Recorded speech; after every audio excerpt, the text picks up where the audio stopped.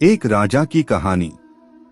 किसी ने बड़े कमाल की बात कही है कि अगर आप खुश रहेंगे तो खुशियां आपके पास आएंगे, अगर आप दुखी रहेंगे तो दुख आपके पास आएगा। यह प्रकृति का आकर्षण का नियम है। जैसे हम होते हैं वैसी ही चीजें आकर्षित करने लग जाते हैं।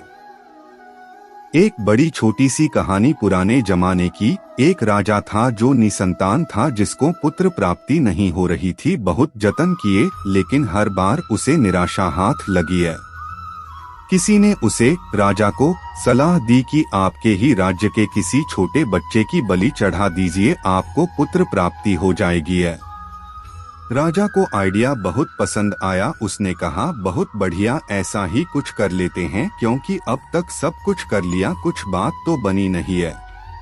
तो उसने मुनादी करवा दी, ढिंढोरा पिटवा दिया अपने राज्य में कि किसी भी परिवार से कोई भी अपने छोटे बच्चे को लाकर के राजा को दे दें, उसकी बलि चढ़ाई जाएगी। और जिस परिवार से बच्चा आएगा उस परिवार को बहुत पैसा, बहुत इनाम राजा साहब की तरफ से दिया जाएगा। उस राज्य में एक गरीब परिवार रहता था। उनके बहुत बच्चे थे। एक छोटा बच्चा था, सबसे छोटा, जो मंदिर जाता था, भक्ति करता था और कुछ करता नहीं था। तो उस परिवार के मुखिया को लगा कि हमारे तो इतने बच्चे हैं तो इसको दे देते हैं, क्या फर्क पड़ेगा, और वैसे भी ये किसी काम का नहीं है।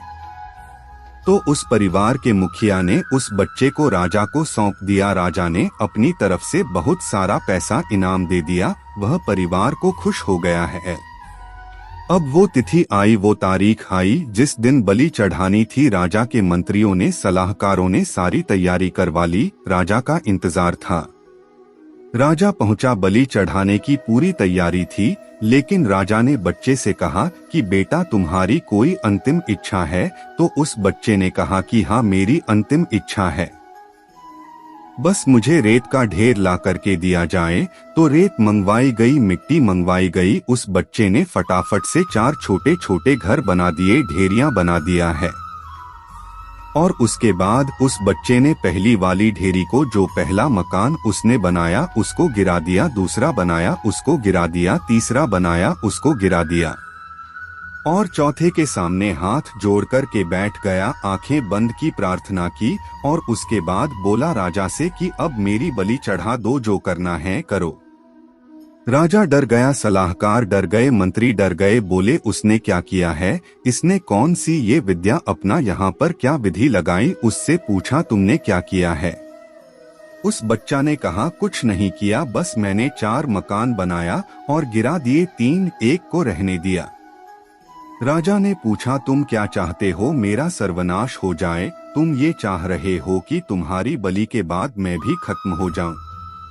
तो बच्चा ने बोला, नहीं, मैं किसी का बुरा नहीं चाहता। जो 3 मकान मैंने गिराए, पहला मेरे माता पिता का था, उनकी जिम्मेदारी थी मुझे बचाना, लेकिन उन्होंने तो पैसों के लिए मुझे बेच दिया, तो उस मकान को गिरा दिया। दूसरा मेरे सगे संबंधियों का, आधार रिश्तेदारों का था, उनकी जिम्मेदारी थी कि मेरे माता पिता को बुद्धि दें कि मुझे ना बेचे, लेकिन उन्होंने भी कुछ नहीं कहा, उनका भी मकान गिरा दिया। तीसरा मकान आपका था राजा साहब, आपका तो सबसे बड़ा कर्तव्य है प्रजा की रक्षा करना, और आप मेरी बलि चढ़ाने चले हो, आपका भी गिरा दिया है। चौथा वाला तो मेरा मंदिर है, मेरे परमात्मा का, अब उन्हीं से मेरी जो है आशा बची है। उनसे मैंने कहा कि अब जो होगा आप देख लेना, मैं आपकी शरण में हूँ।